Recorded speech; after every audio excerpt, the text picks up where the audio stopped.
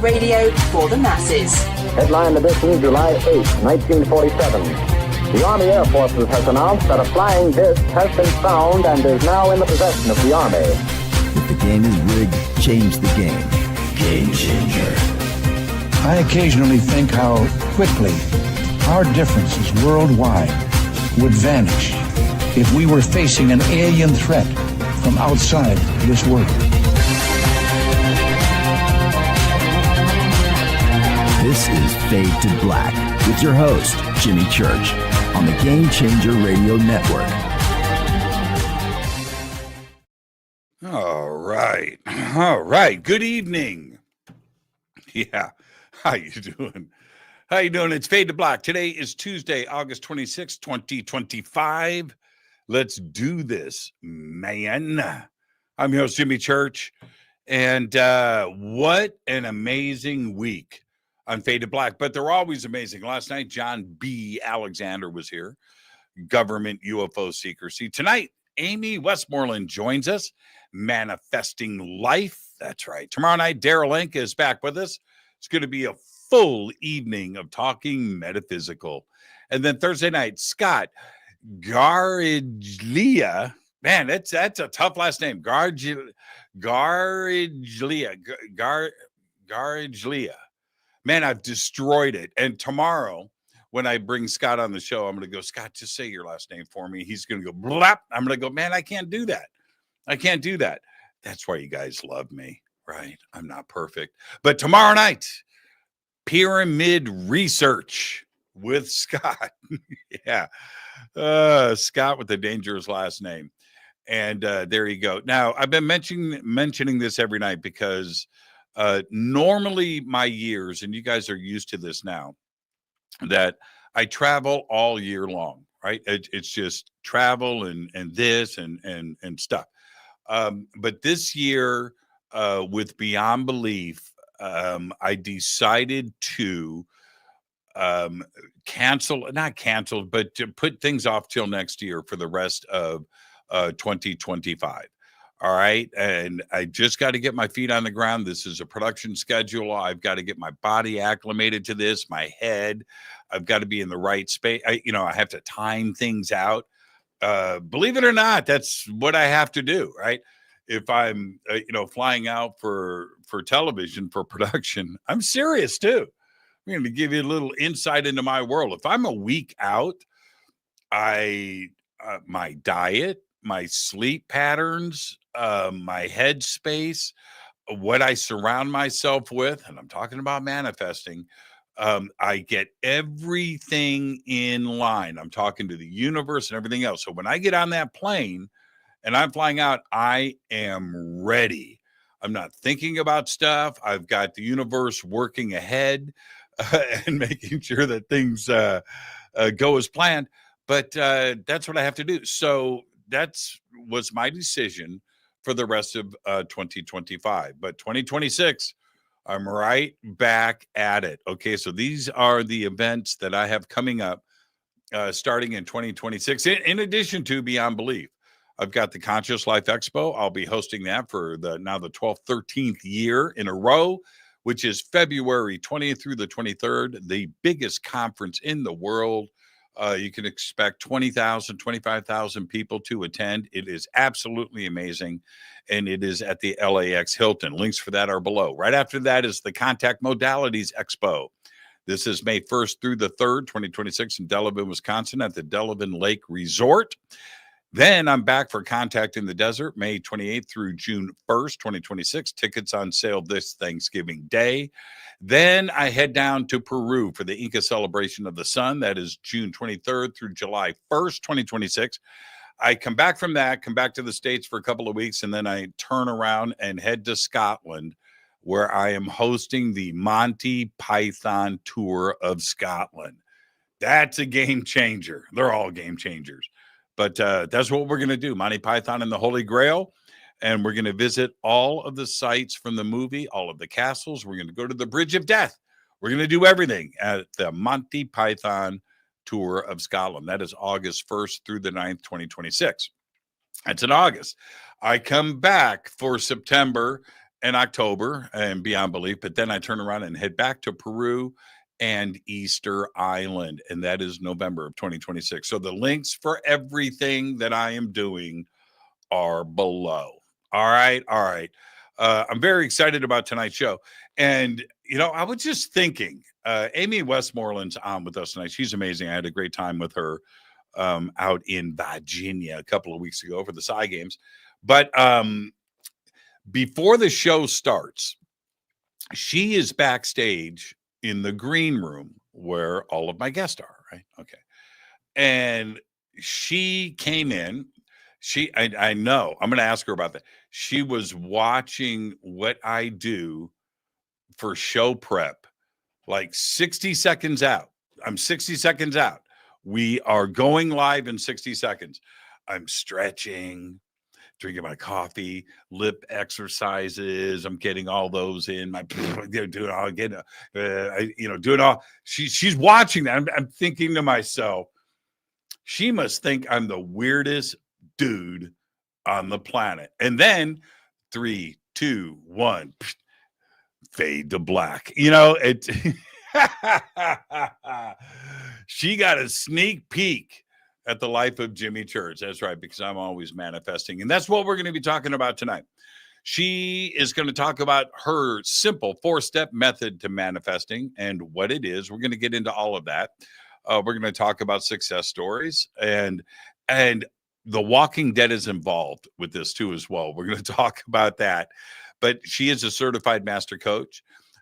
She's a leading manifesting mentor and founder of Illuminating Joy, a platform dedicated to helping individuals unlock their full potential and live their dream lives. Now, everything that you need in and around Amy and her process and everything else to help you and others get empowered, the links are below over on our website and throughout social media. I would like to welcome for the first time the dynamic, the wonderful, the one and only Amy Westmoreland. She's right there. Hi. Hey, Amy. You're going to get the first time guest disclaimer in a second.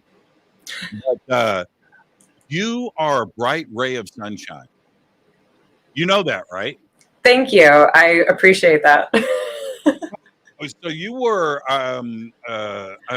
in the interest of transparency, you were like my co-host of the event, right? And so as a commentator, but you really not only added to the show, but it was your brightness, everything. Yeah. You're very enthusiastic and Thank very you.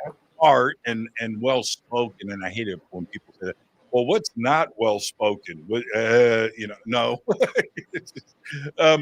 But you were like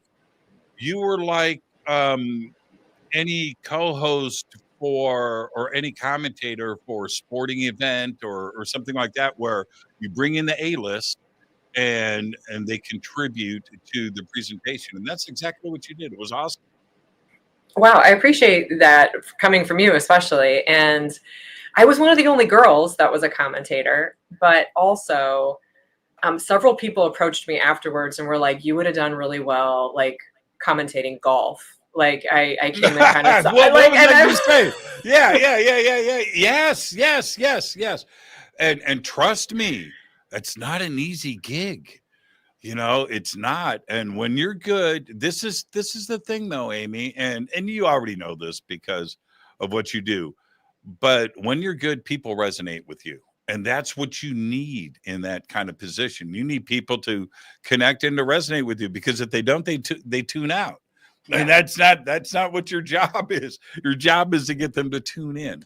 But you did great, and it was really good. Our banter back and forth was pretty awesome. There was a lot of push and pull there, and laughter and fun, and it was great. It was awesome. But now you get the first time guest disclaimer. Now that I got the fanboy stuff out of the way, Amy, and the disclaimer is this: it's just you and I sitting on my couch having a conversation as friends, and where the conversation starts, it starts. Where it ends, but we're going to end as friends. Now you have to accept, and we can move on. I accept. Okay. Hey, what did you think about my pre-show routine? I've never talked about that on the air. Yeah, Was it? I kind of beat you back here. I had my own, but I did it off camera. Oh, see, I normally do it off camera. I checked my I teeth, that kind of yeah, thing. Yeah. yeah. Oh yeah. That's legit. It's legit. And you caught me, just I thought it was great. And I totally get it. I've worked in the film industry for a long time. And obviously I have a YouTube channel, so I know all about the video style. But yeah, I thought it was wonderful. Your well, routine. I have anybody that does what we do, when the red light goes on, it's you have to be at 150%, not 100%. It's not good enough, right? Everything has to be, so your body and your mind isn't thinking about anything else except for what needs to be done in the moment. Mhm. Right. And you don't want that, and you can't have that. So everything, those certain routines, and the way that I have my desk set up in here, everything has got to be right. And yeah, because when it goes, it's go time. It is. And so, all right, enough of that. I want to we're going to be talking a lot about manifesting tonight. Mhm. I taught myself about manifesting, not knowing what manifesting was. And I've talked about it a lot since then. I have a lot of empathy for anybody that is not happy with their life, with their job, with their relationship, with their house, with this or that, whatever it may be, and they're not taking care of business, and they take the easy road out and live through the misery and unhappiness. And I try to instill in everybody, don't fall into that trap. Be a Jimmy. Do what I did, which is hit a brick wall, hit the bottom, right? Go explore, break through the floor, and go to a dark place that nobody has experienced. Go there, and then go, this sucks. I've got to do. And so I did that. I was living in a back house. I was broke. I had no money in the bank. My car payments were late. Electricity is always getting shut off. It was like that. And I was like, this has got to change. And nobody's going to help me. Nobody helps somebody that is messed up. People help people that are successful. It's the truth, man. It's the truth. Right? It does appear like that sometimes, yes. It's the truth. So I put a plan in place in my head and knew exactly what I wanted to do. And I had a simple little game plan in play. All of it impossible. But I spoke to the universe. I need to get into college. I don't know how I'm going to do that or pay for it, but we'll worry about that later. But I need the opportunity for college. I need to graduate. I need to get into broadcasting. I want to do radio and maybe television, but I want to do this for service to others and the community. And that is my goal. And I've got to do this for my children. I've got, I have 2 daughters and I've got to, and once I put all of that into place, and it was more complex than that, obviously, but I put it out there and I never let it go. And you know what? I'm here today talking to you. Right? Yeah, you did it. I got back into school. I graduated. I got the best radio gig in the world, hosting Coast to Coast. I've got Fade to Black. I've suddenly got a TV series on History Channel. Right. Movies, all of that, because I didn't tap out. And that's it. And be me. If whatever it is you want to do, I don't care if you want to be the best shoemaker in the world, right? I don't care what it is. That secret thing that is your bliss inside, that you're holding inside of you, that you're you're scared of, you're embarrassed of, you don't want it, whatever it is. I don't care what the excuses are, but that's the only thing that's going to make you happy. And only you know what it is. So go and do it. Manifest that shit. Start, and that's my ticket. And I will stress this for the rest of my life. Now I understand what manifesting is, and I manifest all the time. All the time. It's my thing. Now, and when I talk about manifesting here, this is what I'm going to throw back to. I wanted to start the show off with that to let you know, and certainly the audience, that I fully embrace and understand the world of manifesting. And I'm a walking example of why people should manifest. But my definition of manifestation and manifesting may be different than yours and others. So let's start there with the basics. What's your definition of manifesting? So since I've coached for like 24 years and I've talked to, I don't know how many hundreds or maybe even thousands of people, especially one-to-one, I have found that trying to define it like across the board has been not helpful. So I just say it very simply. Manifesting is taking an idea that you have in your mind and finding a way, sometimes through action, sometimes through restructuring your consciousness, to bring it into your physical reality. So it's basically a way to think about something so that it appears in your physical reality. And then we have the skeptics, right? Okay, so let's address that just as a foundation so we can move forward. How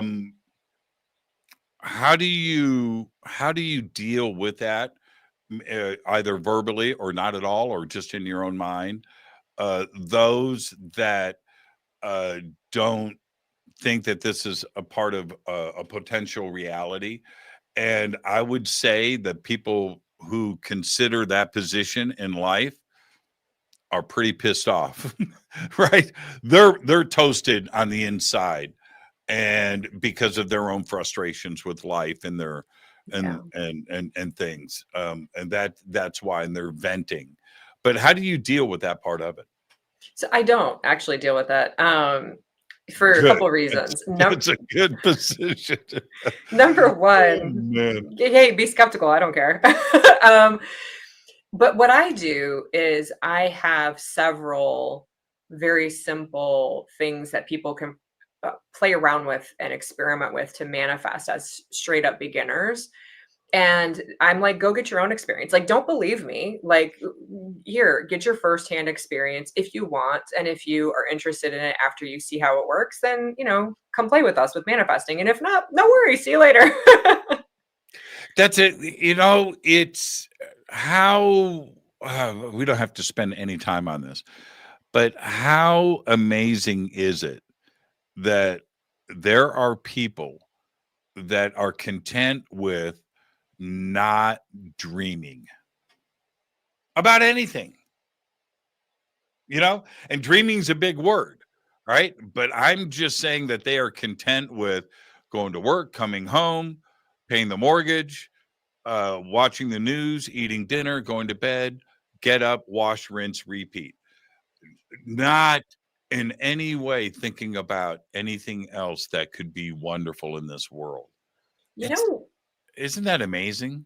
It is, but they've manifested stability, consistency, peace, reliability, certainty. That's a very certain type of like routine. They've manifested that maybe that was important to them. But yeah, I'm one of those people where I have dreams, and they tug at me, they pull at me, and I want to achieve them. And a lot of them I was not able to just go do. I was like, okay, well, I don't see a direct path from here to there. So, and that's where manifesting comes in to kind of like carry you over those obstacles. That I think it's programming. A lot of it is programming. They think that programming in that, okay, life is about getting into a good school, graduating, going to college, coming out of college, getting a job, getting a 1-bedroom house with a 1-car garage. Your next goal is a 2-car garage. And then the next goal after the next promotion is a 3-car garage. And then when you get to the end of the line, the dream is completed when you have a 4-car garage and a pool. Then you achieve nirvana and bliss. And people go through life. And so it's so programmed, right? That is happiness. That is what life is all about. That is living the dream. And they get to the 4-bedroom house and the pool, and they're 65 and they're getting ready to retire, going, shit, I'm not that happy. Yeah. This was supposed to be nirvana. This was supposed to, I don't feel eternal bliss. I don't feel like I'm the Dalai Lama in the flowing robes and the grace. It's just a 4-bedroom house that means nothing. So is part of that programming, and they think that they're supposed to be happy. So they jump on the treadmill, but when they get to the end, they find out that life just passed them by. I think so. And, I'm going to share something I don't think I've ever shared publicly before. My friends and family know. When I was in my early 20s, I had this realization where I'm like, I don't think I want children. But up until then, I had just thought like you have children, like you just, that was like something you do. And I thought about it for a couple of months. I really thought about it. And I was like, I don't identify as a mom. I don't have that pull to have children. I like kids. I didn't see my life with them in it. And I, at like 24, told my family, I'm like, I'm not going to have kids. And I didn't. But I remember as I went through that process being like, why do I think that I want to have kids? I really don't. Like, I started to see like it was just the norm. I need you to expand on that, because is that a double-edged sword? Do you have puppies? Do you have cats? I have a lot of plants. I travel too much. I travel too much for little furry ones. Right. Yeah, man. Don't get me started on that. I want a dog so bad. I do. I want a dog. I've always had dogs. I travel too much, and I live alone. So, it's not going to happen. What I mean is, like, I thought I wanted them, but when I really stopped and thought about it, and I did take a couple of months to do it, to really give myself that space. That's when I was like, why did I think I wanted them? And it was just because it just seemed like that's what you do. Like, you get the job, you get the kids, you get that. And I also became self-employed at 24 because I had gone to college and gotten a job because I was just like, same thing. That's what you do. And I'm like, I don't want to work for someone else. I want to be self-employed. And I took that jump. So I've always been one of those people where I question the status quo. And I'm here as a coach to help other people do that as well. But a lot of things. Wait. Pump the brakes. I'm gonna be a man. Be a man. And make this comment. Go for it. How to offend half of my audience, right? But isn't that women are always manifesting and looking for the perfect relationship for children, almost like a DNA thing, and you would make a wonderful mother, by the way. I mean, just imagine passing on your knowledge and your DNA into a beautiful child. You would have amazing kids. But I'm not trying to. So was it the relationship side of it? No, it was straight up the kids. It was straight up. My biological the clock, perfect marriage, the perfect soulmate, whatever you want to call it, is part of your life. Kids are still not a consideration. Correct. In fact, wow. When I date people and I go on first dates, that's one of the first things I say. No, and they can have kids. They can already have kids. But like for me, I'm like, I'm not going to have children. No, it's just something I never imagined for myself. I never felt the pull for it. And my biological clock never kicked on. Really? Never. I'm 48. So it's not like I'm like still in like, still like Right, maybe. right, It's right, like right, I'm right. like It's gone now. it's Yeah. gone. Yeah, it's like we're done with that ship. Wow, that's fascinating. And Yeah. so the manifesting part of it, which is weird how this is part you manifested not having kids. Wow, I did. that's Yeah. yeah. It's you know what, that sounds easier than it probably was though.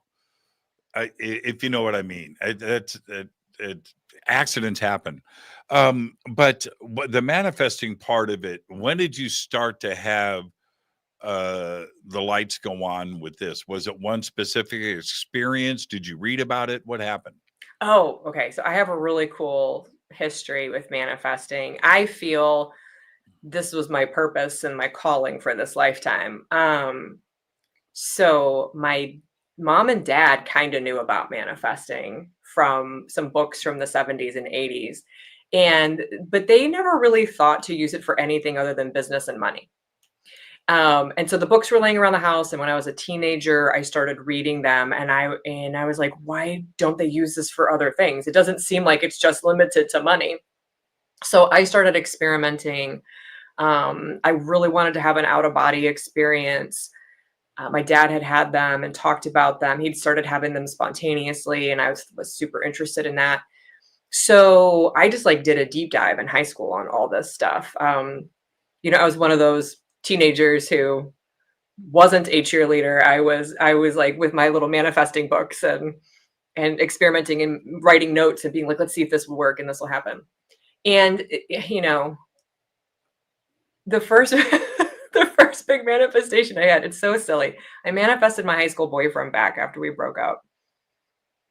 And it took me 5 months. I did what the What book. did I just say? What? I didn't want to have kids with him though. Yeah. What did I just say? But continue. But I did what the book said. I had no idea it was going to work.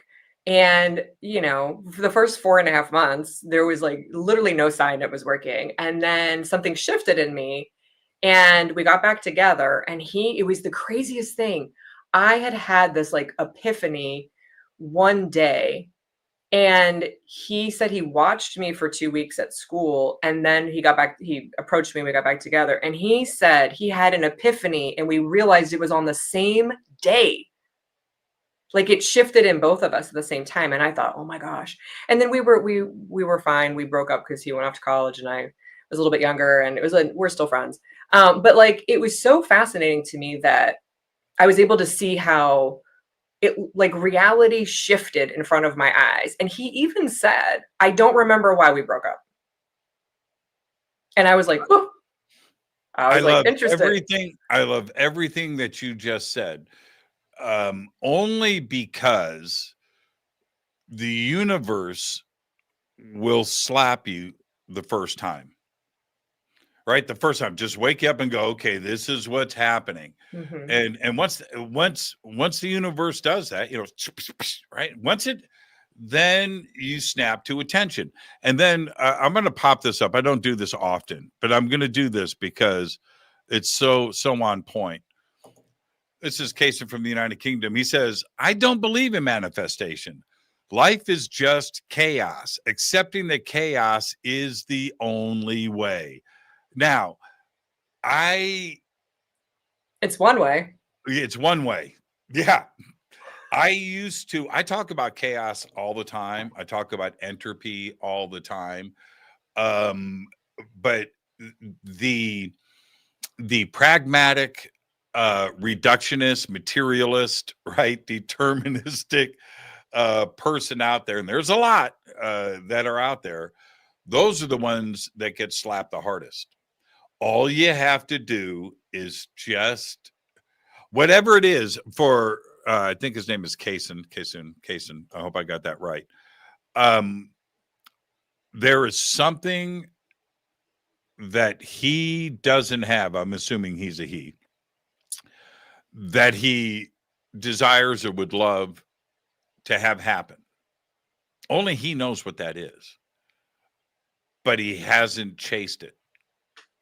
And expecting to be a chaos deterministic, to have that life path, and not choose to try something else, then you are going to experience chaos in a determined way. And yeah, so he's the perfect candidate to get slapped, isn't he?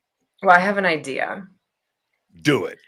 So I have a couple, like I have how to manifest a rainbow, how to manifest gift cards, but for some reason, how I'm going to run through, it's really quick. Sure. And if he wants to try this just to see, experiment with it, how to manifest an unexpected check in the mail. Ooh. So whoever's out there that's listening, it's real fast. It's a speed round. Okay. I know if you're international, a lot of people are in countries where they don't have checks. I actually had someone who's in a country where they don't receive checks, received a check. So that's not even a limitation. But Right I on. want you to just imagine, eyes open, eyes closed. It doesn't matter. Just imagine holding an unexpected check that you got in the mail with your name on it, just to the best of your ability, like real quick. All right. Now, just repeat after me. I can totally receive an unexpected check in the mail. I can totally receive an unexpected check in the mail. That can happen for me. That can happen for me. Okay, good. Now, that was my first step and my second step. My third step, and we'll go in deeper dive into this later. Repeat, I can have any thought, any feeling. I can have any thought, any feeling. And still receive an unexpected check. And still receive an unexpected check. And then the fourth step, I would love to receive an unexpected check. I would love to receive an unexpected check. But I absolutely do not need one. But I absolutely do not need one. And this right, is true. You know, right? Yeah. Right. So for anyone out there who's skeptical, if you're willing to experiment, give that a whirl. That's it. And see what happens in the next couple weeks. Wow. Why is it, and I know that you thought about this a lot, and we talked about it at the Psy Games a little bit. Why is it that science is so reticent to think about or to ponder the idea that the universe is connected and that consciousness drives everything? It's just like, it's like kryptonite to science. Why is that? Well, what's interesting is I was at a program, I think it was last year at the Monroe Institute, if I'm not mistaken, and they talked about two models of science. I'm not going to be an expert at this. I'm just like kind of bringing up what I remember. And one of them was, this is how it is. It can't be any other way. It's one way or no way, right? It's black or white type of thing. And then the other model is like, it's all different ways, including that one way. And I think science kind of operates from these different perspectives. There's probably more as well. So I think there is some science in like quantum entanglement and the quantum stuff that is like looking at it. But yeah, consciousness itself, from what I understand, is very difficult for them to study. So like deja vu, like they can't study deja vu very well. They can't like induce it.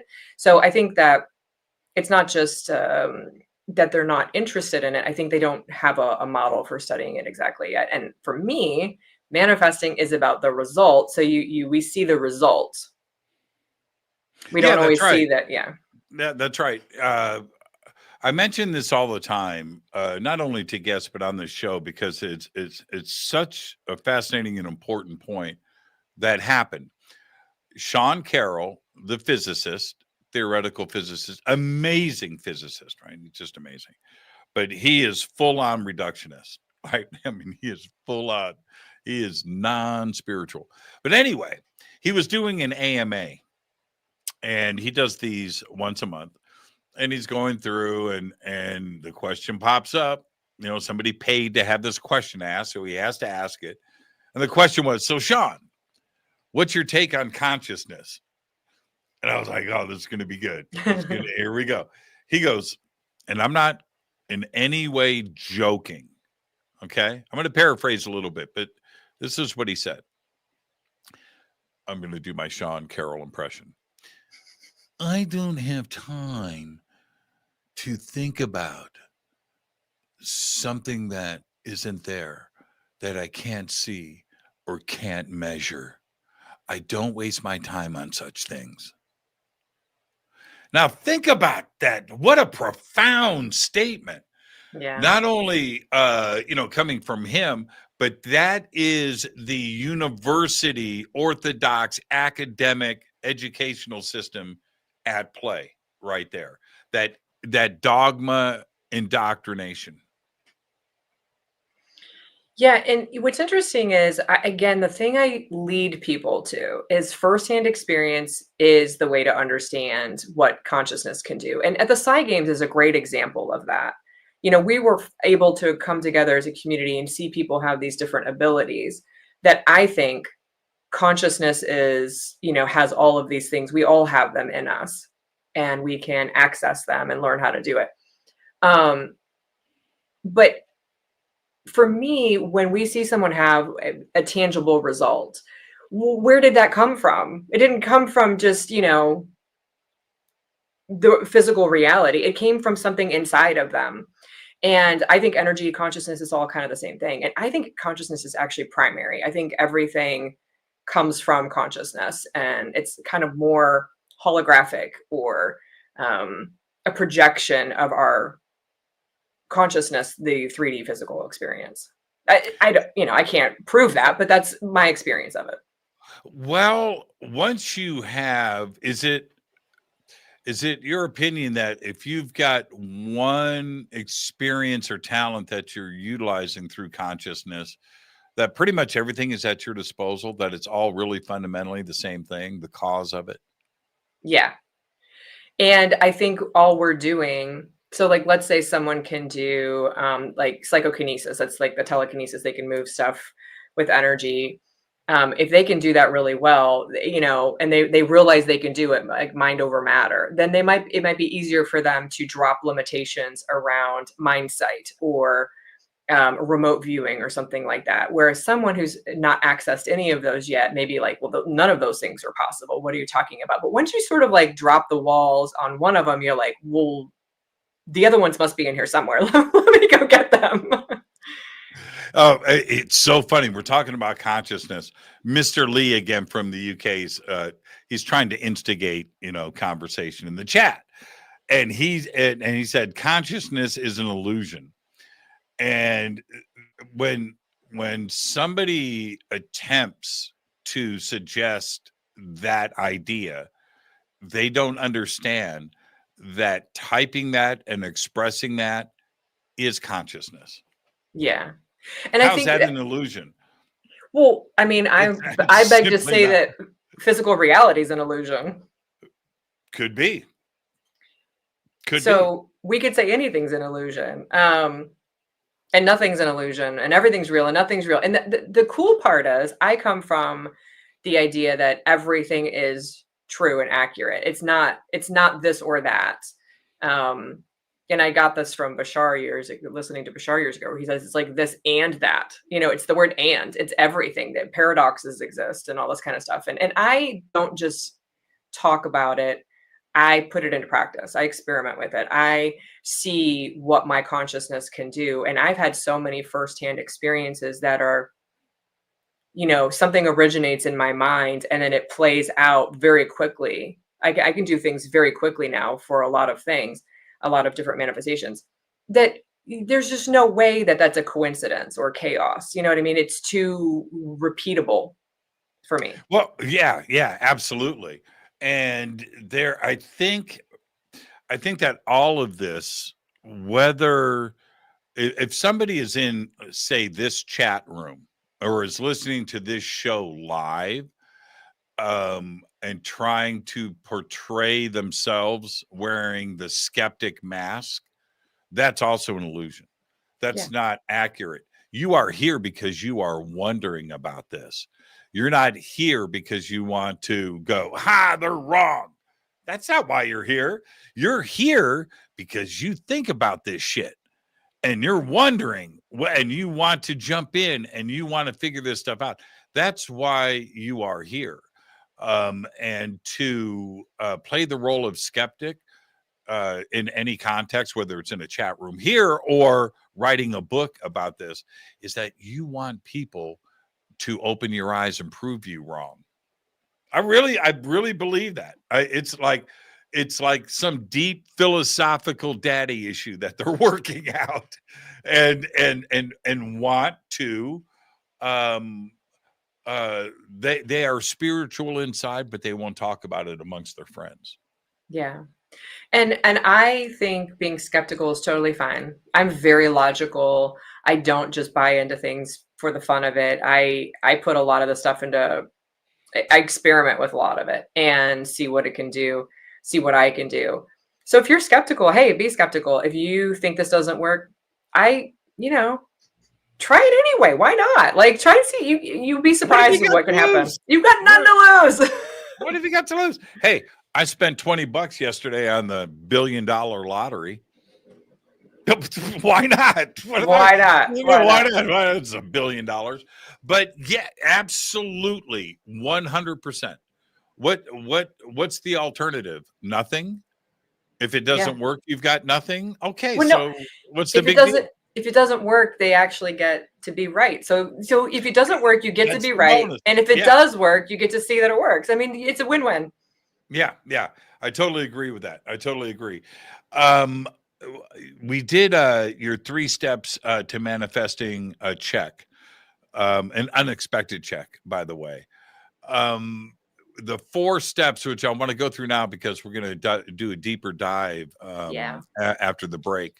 But let's go through that really quick. And for anybody that's interested in any of this, they can just visit your website to do the deeper dive, right? Yeah, and I have a lot of tutorials on my YouTube channel. It's all free content, walking through my 4 steps, because I just want that information to be out there.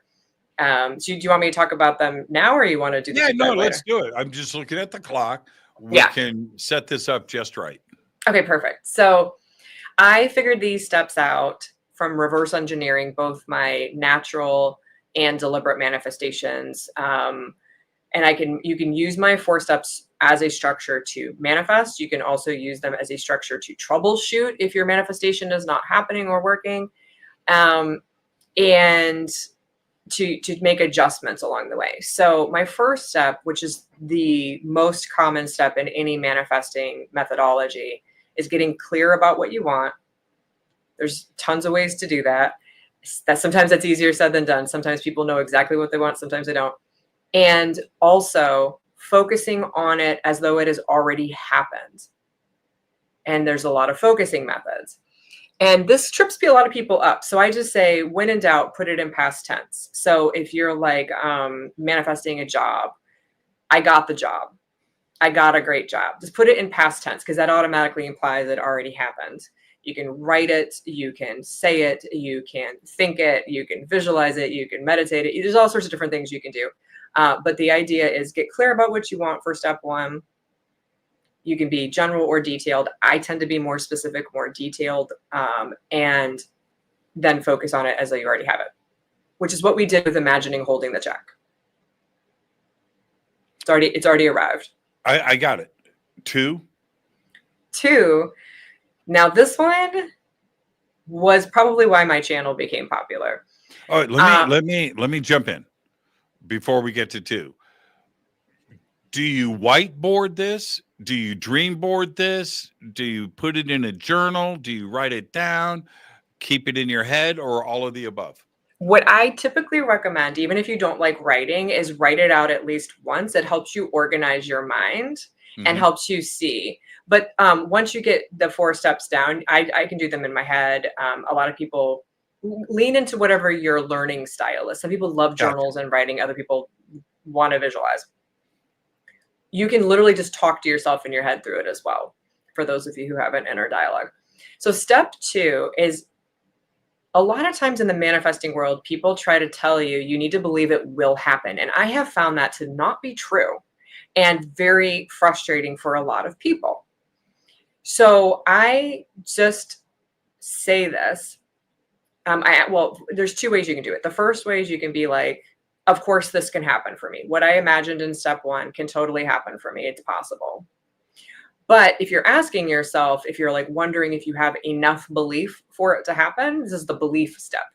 I say, do I believe that this can happen for me, that it's possible? Not that it will happen, but that it can happen. And you can answer yes, no, maybe, I don't know. And it doesn't matter what you answer because it's still possible. But the point is, you're leaning into possibility, not certainty. That is critical. It's critical. Big deal. That's a big deal. That's non-fundamental. Yeah. That's non-trivial. And also in my first step, I tell people when they're getting ready to focus, like, you don't need to believe it, just do it. And it's because belief is one of the things that jams people up the most. Like, I need to believe that it's going to happen. A lot of things you can't believe they're going to happen. A lot of things I've manifested, I was like, that's a long shot, and it still happened. I didn't believe it. So possibility. My step 3 is releasing resistance. And this is about accepting everything as it is. So most people, this is where you get your limiting beliefs. This is where, they call it like your yeah buts. Like, when I coach people, I'll have them imagine it and they believe it's possible. And I'm like, tell me your yeah buts. And they're like, okay, Amy, yeah, but blah, blah, blah, blah. Mm-hmm. What I do is I say, I can have that limitation and still get my manifestation. Can other people manifest for you? Well, you can manifest for other people. Right. Okay. 3. Because 2 is huge. 2 is huge. Yeah. You are consciousness. Before we get to 3, you don't want to blend 1 and 2 into the same thought. I typically find it's better for people not to blend them. But right. Again, like, especially people who've already been manifesting for a while, they'll be like, oh yeah, I do those together. The reason I have these 4 steps specifically is, like you have like a guitar. You've got some guitar stuff behind you, right? I don't know what you're talking about. I have no idea. The way I manifested every one of those. Did you really? Oh, of course I did. I've got all of Eddie Van Halen's guitars in a row right there, so right? Cool. Manifested every single one of them, and they're beautiful too as well. But anyway, okay, like a guitar. Yeah, I learned to play the guitar in high school, and let's, for the sake of this, say it has 4 strings instead of 6. I look at each of my 4 steps as one string, and when you strum them together, you get a nice chord, right? If one of them is off, the whole chord is off. So the reason I separated, focusing on what it is you want and belief is because they're not the same thing in our mind necessarily. And so you can be focusing and focusing and focusing and doing really well and then be like, but I don't believe it. And it's the I don't believe it part that you want to be like, well, I don't need to believe it. That makes sense. So you're tuning each string and then it's like automatically starts to happen. So step 3 is, releasing resistance by accepting it and including it. I can have this thought. I can have this limitation. I can have this doubt. I can have this fear. I can have this uncertainty. I can have this past. I can have these circumstances. And give me an example of that. So when I was, and I'm going to tell this story later, but when I was in the contest, I did not get an email that I was a finalist.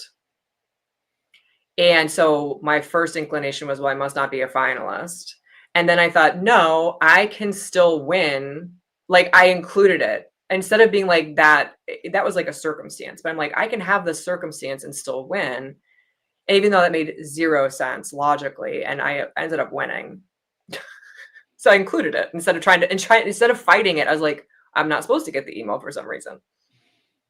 Well done. Well played. Yeah. Well played. Okay, 4. 4 is detaching. And every time people hear detaching, they panic. I don't want to let go of what it is I want. And I said, oh, good news. You don't need to let go of what you want. For me, detaching is moving from that lack need state to love. For me, detachment is basically saying, I love this. So when you think about your manifestation, just say, I would love this. I don't technically need it. Unless it's a physical survival need, which then just go ahead and say you need it. Like, I'm talking about things like, you don't need a Louis Vuitton handbag, or you don't need that trip to Paris, right? It's like you really want it. You would really love it. And that allows you to keep the love for it while also releasing that lack. So the phrase is, I would love this, I don't need it. You can also say, I want it, I don't need it. And a lot of my clients like to flip it and say the negative first, I don't need it, I would love it. It doesn't matter. The idea is you are taking that feeling that you have, that desire, and turning it, alchemizing it into love instead of that lack. How do I get it?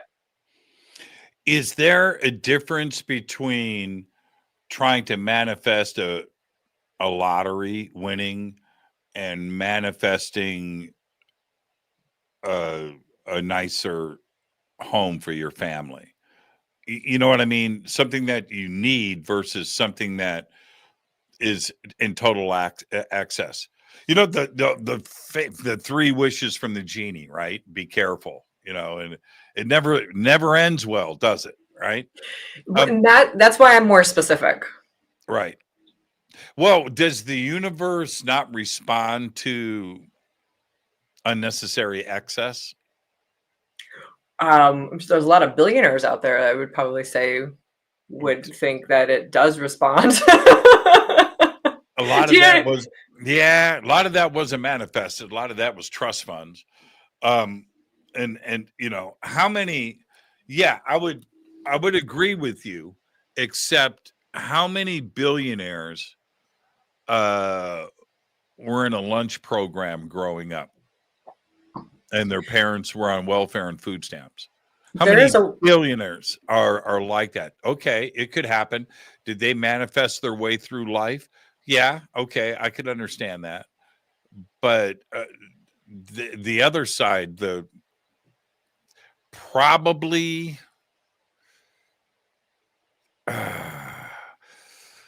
I don't want to be negative because I try to see the best in all people, but the filthy rich that don't even know how they got their money, they could give a crap about you and I and manifesting in the real world. They don't exist in this world, and I don't think they think about anything except for achieving immortality and being the king of the universe, right? And they're not interested in the good of the world. Well, you know what I mean? And I don't want to be negative, but that's a big chunk of what money does to people. I look at it from everything is of equal value to be manifested, but it's navigating your own mind around that manifestation. I have a client who manifested $1 million in one trade through the stock market, and they wanted it. They didn't need it. They did it. And it's like, well, but they thought about it. They put their mind to it. But they believed in it. They believed in it. And that's they believed in the possibility of it. Yes. That's different. And I'm totally with you on that. Yeah. I'm totally with you on that. I can't see, well, maybe Paris Hilton would go, okay, let's manifest it. Maybe she would. But I would say most, no, they're in another place, and they're not thinking about ETs or contact or telekinesis or telepathy or life after death or the beginning of it all or a spiritual universe. And they're not thinking about any of that stuff. Mm-hmm. No, they're thinking about the next Gulfstream G7 purchase and whatever. But I don't want to get too sidetracked, but I think about that a lot. What separates the rest of the world with people that want to do better for their family and feed their kids and move forward and have dreams and ideas and want to go out and service to others in the community. And that's the bulk of the world, but that's not the bulk of the wealth. Well, what I look at with manifesting is you have a desire, and we all have different desires. Like, I didn't want kids. Some people want, a lot of people really want kids, right? So like automatically we have different desires. I achieved mine by not having children. They achieved theirs by having them. So it's like, it doesn't matter what the desire is. It matters, it's that it's your desire. And if you have a desire, that means it's available to be brought into your reality. That's how I see it. And I've been able to prove that to myself over and over again, especially firsthand. It doesn't mean you'll succeed, but that means that it is available, because the thing is, sometimes we have a lot of limitations, or we don't know what to focus on. Sometimes things take a long time. Sometimes things happen very quickly. But the idea is, if someone really wants that, there's a woman, you should look into interviewing her. I can't remember her last name. Her first name is Cynthia. She specifically wanted to win $112 million in the lottery. And she did. She won exactly 112 million by deliberately manifesting it. Like, you can't make that up. You know what I mean? Like, she did it years ago. She talks about it very openly, how she did it. And I don't even think it took that long. I think it took like 4 months or something. But she wanted that. She wanted that. That was her desire. Now, this is where we're gonna bring up the living dead. And how, so I talk about bliss, right? Making shoes or whatever it is, right? For me, I'm doing exactly what makes me happy right now, this, right? And I have achieved my bliss. That's one of the reasons why I'm so content. I'm not angry at all about anything. Or because I've released that frustration of what most people have on the inside. For you, The Walking Dead? I mean, what was it? Gosh. I mean, what was it? What was it? Okay, just explain, because we're going to come back. We're going to go through the whole process and how this happened and how great it was for you. Listen, but why The Walking Dead? This is a perfect example of a dream, a desire that makes zero sense to other people. When Resident Evil came out in, like, I don't know, 2000, 2001, I saw it, and it was a zombie movie. And I remember sitting in my apartment, I lived in Chicago at the time, watching it and being like, wait, people can be zombies in a movie? I want to be a zombie in a movie. I don't know where this idea came from. It just bloomed inside of me. I did not work in the film industry, anything. And then years later, but I always thought about that. It's like a bucket list thing. I'm in Seoul, South Korea, and I'm meeting some friends there, and they're talking about The Walking Dead. And I'm like, what are you talking about? They're like, it's a zombie show in America. You should know about it. You're American. I'm like, nah, I don't know anything about it. And so they brought it to my attention. I started watching it, and I was just like, I want to be a zombie on The Walking Dead, because I just wanted to be a zombie. And I went, and we'll talk about it when we come back, I guess. But like that, it was such an odd dream, but it didn't turn into That's an odd one. It's oddly specific. Oddly specific. And The Walking Dead didn't even exist when I had the desire to be a zombie on screen. Sure. But it wasn't. I did the same thing. We're going to take a break in 30 seconds. I did the same thing, though. I wanted to be the radio host of a late night talk show talking about UFOs and high strangeness since I was 6 years old. Yeah.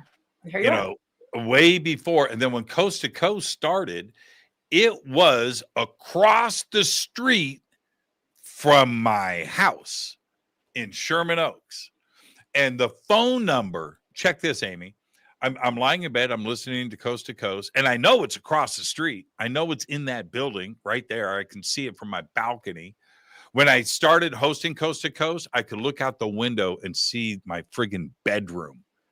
How trippy is that, right? That's trippy. So I'm lying in bed one night, and Art Bell goes, okay, so west of the Rockies, 818, blah, blah, blah, blah, blah, blah. And it's my phone number, one digit off. See? I went, holy crap. I am going to host Coast to Coast. I'm going to do it. And that was in 1993, like right in there, 93, 94, 95, where these ideas started to come in. And what happened? Yeah. Yeah, it's really oddly specific, right? Oddly. Really weird. Just not to just be on radio, but to have that gig of which there's one chair. Yeah. How do I get into that one chair? Right. And just so you know, I worked 6 years on The Walking Dead, not just one day. Oh, is that right? Yeah. Was it was a cool? whole huge aspect of my life. All right. Let's take our break. This is getting better and better and better. Amy Westmoreland is here. We're talking about manifesting, but when we come back after this short break, we're going to talk about The Walking Dead. And this is Fade to Black. Stay right there, Amy. We'll be right back. And here's a short break.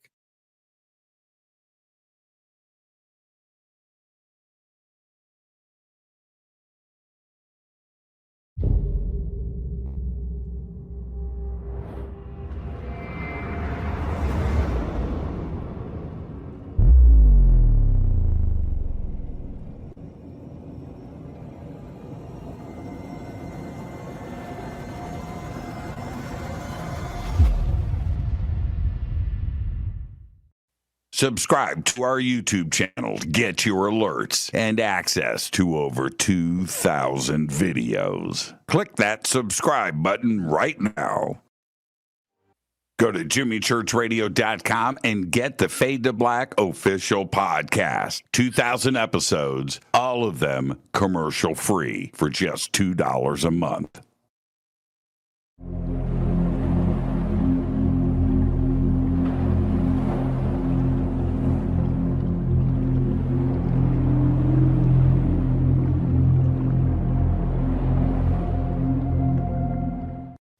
Watch Into the Vortex on Gaia TV. It's Fade to Black for the screen. Simple to do. Go to Gaia.com, search Jimmy Church, or click on the link below.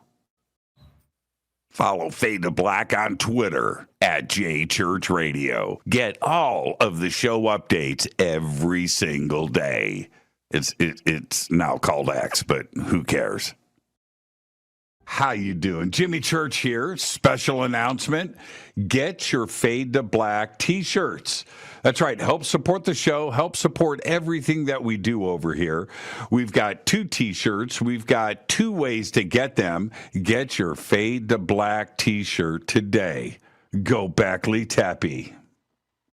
Go to jimmychurchradio.com and become a Fadernaut. Get a membership. That's right. Everything is commercial free. You have access to downloads, and you get to call yourself a Fadernaut. Jimmy Church, Gaia TV, Fade to Black, here at Machu Picchu with Brian Forster and Hidden Inca Tours.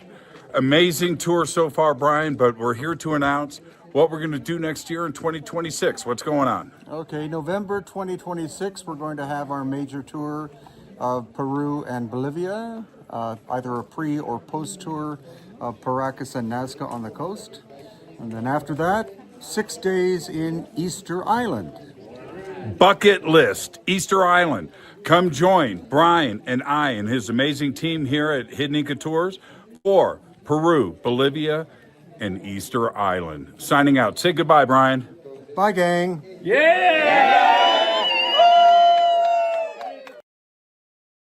River Moon Coffee, makers of the Fade to Black blend. Truly the best coffee on planet Earth. Just visit rivermoonwellness.com or their Amazon store. It's all simple to do. You can check out the Fade to Black blend, the Game Changer blend, or any of their Black Moon Wellness products. It's the only coffee I drink.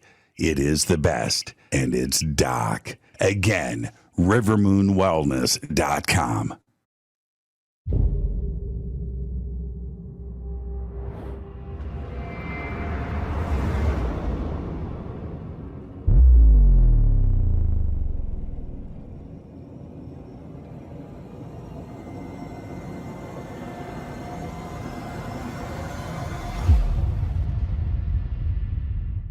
All right. Welcome back. Fade to Black. I am your host, Jimmy Church. Tonight, Amy Westmoreland is here. And we're talking about manifesting like Elon Musk manifested that Starship launch today. He had his crystals out. You know, he did. He manifested that. But we're talking about manifesting tonight, and we're going to get into The Walking Dead too as well. And a very interesting twist on this. It is oddly specific, manifesting The Walking Dead. Well, let's just start with the contest, because if you're manifesting and the contest suddenly appears, you need to respond to that. That's the universe, right? So the contest and The Walking Dead were the same year in 2013. But what's interesting is, just like you with that phone number, I had been focusing, I had a synchronicity. I had been focusing for several years to manifest money to pay off my credit card debt. And I finally had an aha moment where I'm like, why don't I just manifest to be debt free instead of focusing on the money? So I started doing that. And a couple months later, on my birthday, there was an email that came through that's about this contest, this big global contest. And I remember reading it and being like, this is really weird. Everything that is required to win the contest is something I'm really good at. And it was the exact amount of money, if you won first place, that I needed to pay off my debt. And I showed them, emailed to my mom, and she's like, you can win this. And I'm like, yeah. I mean, I didn't know that I would. And it was a long contest. It was like 90 days, and you had to pick a goal, and you had to work on it and then prove you did it. And I did that. And my goal was to pay a third of my debt off in those 90 days, which I did. And, you know, like the dates that they were supposed to announce the winner came and went. I thought I must not have won. Then all of a sudden I get, you're a semifinalist. I was like, okay. Then I didn't get the finalist email. And I remember my mom took me that day to get a hot chocolate, and I was so sad because there was like a forum, and other people had posted that they got the finalist email. And I was very heavily listening to Bashar's teachings at that time. And, you know, I know you have Daryl Ink on tomorrow night, and I'm just like, such a fangirl. He talked about parallel realities, and I was like, well, if you know, I got nothing to lose. What if there's a reality where I can still win? And I just decided in that moment, like, I was going to imagine winning anyway, winning first place. And a couple days later, I got this very strange email from the contest saying, could you double check this? It literally made no sense to me. Like, could you just double check this page? And I was like, what? And there was like a link, and I clicked it, and it went to my profile that I was one of the finalists. Wow. And I won. And after I won, I didn't know before, after, they said there were 47,000 people in the contest. Wow. Wow. That's nuts. And that was the game changer. I had manifested a ton of stuff before that, but I was like, oh my, what? And then I started watching The Walking Dead because I'd been to Korea, I'd heard about it, and I was like, well, now it's time to get my bucket list zombie on screen. And I was shocked to find out how hard it was to even find out how to become a zombie. It was at the height of popularity. Right. There was no public information. I was like baffled. So I put my manifesting hat on, and I started imagining. So I want to tell you what I imagined for the contest. I imagined holding the check in line at the bank to deposit the check that I'd won. That was one of my imaginal scenes I visualized. With The Walking Dead, I imagined sitting in the makeup chair and getting the prosthetics put on me, because that implied that I was a zombie. They called it a hero zombie. I was getting the prosthetics, and I had seen, and this is something you guys can do as well at home. They had a little behind the scenes video of some of the zombies in the makeup chair. And so I watched that several times, and then I would close my eyes and imagine I was in the chair first person. And I thought, well, I got this in the bag. And then like still couldn't figure out how to get on the show. So then I tried a couple like normal things. I asked a couple people, no one really knew anything. And I'm in Virginia. This is the weirdest, you can't make this kind of stuff up. I'm in Virginia, Richmond, Virginia, and it was filming in Atlanta. So I call my cousin and I say, can I come stay with you for like 3 days? I'm going to get on The Walking Dead as a bucket list and I'm going to go home. And she's like, sure. So I get down there and I ended up at her house for 4 weeks because I could not figure out how to get out of the show. She was like, are you going to ever leave? In the meantime, I started working on a couple other productions there just for the fun of it. And all these weird synchronicities started happening. And in one of those synchronicities, someone gave me the information on how to submit correctly. But I didn't know it at the time. So I submitted, and at the time they were getting, apparently, I don't know this, this is just what I heard, a lot, thousands of submissions to be a zombie from like all over the world. And I just kept imagining being in the makeup chair, being on set. They were, if I'm not mistaken, it was season 4. So they were at the prison, if you've ever seen it. So I would imagine myself on the set at the prison. And I got really mad one night. I had to finally leave. And I was driving around. This is like, again, can't make this stuff up. I was driving around the backcountry roads in Georgia. And I was just like, angry. And I was like, I can't believe this. I've been here for like 4 weeks and I thought this was going to be easy, and I visualized it and I just won the contest, and I spoke to God, the universe, and I was like, I really want this. Like, I can't believe you're not doing this. Give me a sign. And I turned the radio on, and a song that came on I'd never heard was really weird. It was the lyrics were like, hey, little girl, I see you. It's time to go home. You did a good job. And wow. I was getting ready to leave, and I was like, I start crying. I'm like, oh my God, the radio spoke to me. And, but I felt seen. And then a couple days, it was like, I was booked on another movie for something. So I had to stay a couple days, and that weekend, everything restructured itself. What I was originally scheduled for got canceled. And I was literally Skyping with a friend of mine, the friend in Korea who had told me about The Walking Dead, the day before I was supposed to leave Atlanta. And I was like, I cannot believe this. I'm such a good manifester. I can't believe this didn't happen. And he was like, it's okay. It's all right. And I'm like, you don't understand. I really wanted this. And as I was doing that, the email came in. We'd like you to come in this week. So I tell people this part of the story because like, I wasn't like, oh my God, grateful, happy, go lucky. I was like, right. So yeah, I went in for the first day. I thought that was it. My bucket list. I got exactly what I had imagined. I was in the prosthetics.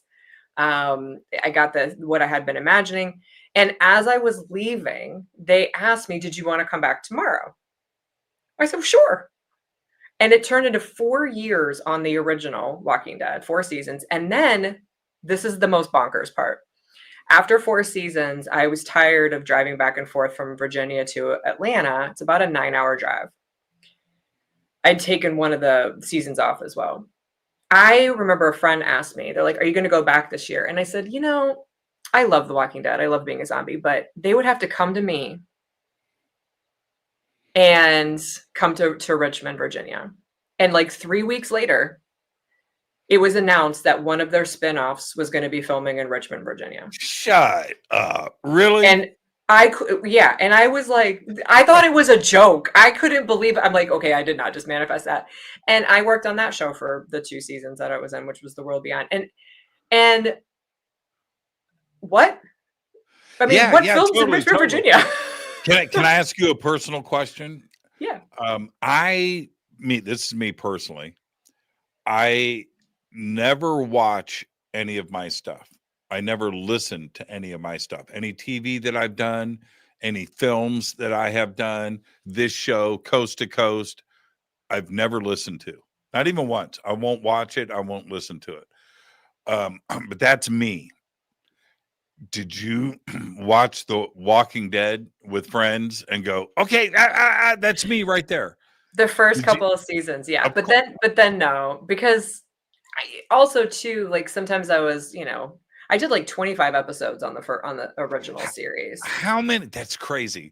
Yeah. How many extras are zombies? I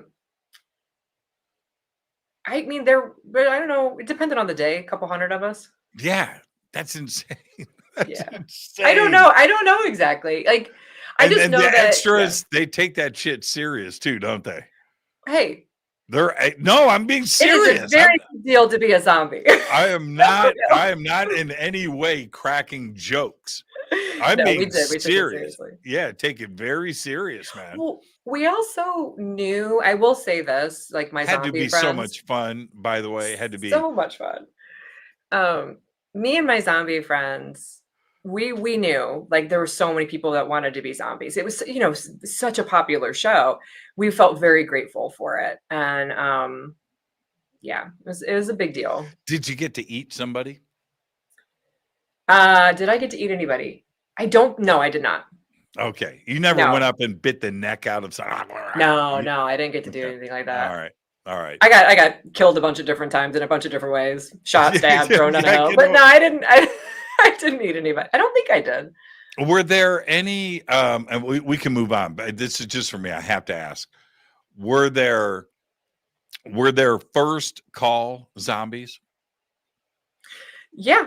Yeah. There's some people who were just really talented. Right. and rightfully so. Yeah, absolutely. There was a first, there was people who were very talented. Now, and that's the show. I don't want to, because I don't know the specifics. I've watched a little bit of it. That's the show with the bat, right? With the nails in it. Yes. Yeah. The bat. Yeah. Yeah. What was that bat called? There was a name. Oh my gosh. It's been years. Lucy or something? Lucy? Yeah, Lucy. I think something like that. Yeah. I think that was it. I think that was it. But so you did 6 seasons, 7 total? I did 4 on the original, and then I did 2 on the spinoff. Yeah, so 6 seasons total. So it turned this weird little I want to be a zombie turned into a massive part of my life, and it was amazing. Now, how do you manifest the non-manifest? Right? In other words, not manifesting something that you don't want. You know what I mean? Clouding your mind with something. I don't even know what to call it, right? But how do you focus on the right manifest and not have the wrong thing happen? Yeah, so this is one of the Am I making sense? Yeah, this is one of the things that I really wanted to hit home for the listeners. One of the number one skills you can develop as a deliberate manifester, and I did not come up with this, this has been around in the manifesting world for forever, is to identify what you want, and you can start with what you don't want. So you can literally say, I don't want, because sometimes we have access to that more easily. Like, I don't want to be passed up for a promotion, right? You may be thinking about it that way. Like, I don't want so-and-so to get the promotion. I want to get the promotion. So you can actually say, I don't want to be broke. I want to have plenty of money. And what happens is that gives you that clarity in my step 1. And I tell people, make a list. It's okay to write it out. Again, I personally feel when we write things out, we get that jumbled mess out of our head, and we can see it written down easier. And then it's like, next time you think about it, you're going to think about it in the want side of it versus the don't want side of it. Like, I don't want don't want. That's a good way to put it. Don't want. Yeah, that's what I was thinking. Yes. Yeah. And we often are focused on that. And so the number one thing I have seen that hangs people up, and it's the easiest fix, is they think they are focusing on what they want, and they are not focusing on what they want because it's in the vicinity of the subject. So for instance, when I was trying to manifest to be debt-free, I was actually focusing on manifesting money. And I was getting money, and I was taking the money and going and traveling. I wasn't actually paying my debt off. So I think that trip to Korea, actually, I manifested money, and then I manifested winning money on a slot machine or something. And I took the money and went on a trip instead of paying my debt off. So what I say is, get really clear about what it is that you want, and then focus on having it as though you've already had it, because you're either focusing on a problem, the how, something you don't want, and people think they're focusing on what they want. So let me give you an example. And the easiest way to fix this is just say, I want blank, blank, blank. I coach a lot. People will get on calls with me. No shade. I do it too. And they'll be like, hey, here's 5 minutes of my problem. Here's my current situation. Here's my life history. Here's what's going on. And I'm waiting for the magic words I want. And I had a client recently. He was a new client to me, and he gets on the call and he says, I want this. And I'm like, you're so close because you're able to say it. And he literally got his manifestation the next day. Whereas other people get on the call and they don't actually say what they want. They circle the drain, right? So when we're focusing on the problem, manifesting is not about problem solving. It's about clarifying what you want. So you can literally be like, I don't know, give me some example and I'll work through it with you if you want. Well, yeah, totally. And as you were, this is what I was going through my head when I was thinking about all of that. It's like a classic fable or some piece of folklore or, you know, ancient story that repeats kind of the same thing every time. Going back to like the genie in the bottle, your third wish is to unwish your first two. Yeah. Right. Be specific. Yeah. Yeah. And I think that so many people, I keep listening. It's coming through my headphones. It's not outside down the street. And I heard it during the break. They're having a party and I can hear the bass line coming through my headphones. I don't know if people can hear that going on, but that's what I was listening for. Yeah. It's there. And I was distracted. So that's what's going on. If it comes through, that's what you're listening to. It sounds like a pretty fun party. That I want to be loved, or I want to have all the friends in the world. I want to be this. I want to be that. I want to, instead of focusing on things that, how do I say this? Desires and bliss, yes, but also things that benefit and not necessarily are extravagant. And so, which goes back to always that third wish, because the first wish is to have all the money in the world, or the first wish is to have everybody love you, or the first wish is to have somebody that you've always desired, or the first wish is always that. And then you're unraveling all of that. And so the don't want list part of all of this, I think, is just as important as everything else. Stay laser focused and take a journey with it. Don't make it one big thing. Make it a series of things that get through to the ultimate in the end. And I did want to ask you this, since we're staying on this point. In your 4 steps with the contest, looking back in hindsight, did you do all 4? Boom, boom, boom, boom, boom. Oh, yeah. Yes. And I didn't do it just once because the contest was long. And so I did it multiple times. And I want to show you this. Okay. The detach, the number 4. Yeah. Was pretty blatant, wasn't it? That was a real detach. That was not an easy one. I really wanted it, but yeah. I got this, I don't know, online. It's like a little dartboard, right? And so I have it for my clients. Is to focus on the bullseye. If you want to hit a bullseye, you want to focus on the bullseye. But in manifesting, you would say, I already hit the bullseye. I hit it. Now, what's interesting is, you know, and again, we all do this. We do this on lots of different subjects. People come to me and be like, Amy, my dart is broken. Or last time I was not able to hit the bullseye when I tried last time, so I'm afraid to try again. They're talking about it, but they're not actually putting their attention on what it is that they want. And so it's bringing the attention back to crystal clarity. What is it that you want? I want to hit the bullseye. Great. Imagine you already hit it. That then allows the manifestation, the how, to fill in. So Right. we mentioned this at the Psy Games. Remote viewing is when you don't know what the target is, but you know there is a target. Dowsing is you know what the target is, you don't know where it is. Mm-hmm. And manifesting is you know what the target is, you don't know how to get it. You don't know how it's going to happen. So they're all target based, right? So when I was manifesting to be to win the contest, I took time. I didn't just do it off the top of my head. I wrote it out on a piece of paper and figured it out. What would I be doing that implies I won the contest? Oh, I'd be cashing the check. And sure enough, that's exactly what happened. I took the check to the bank and cashed it just as I had imagined. So I would imagine a scene that implied that I won.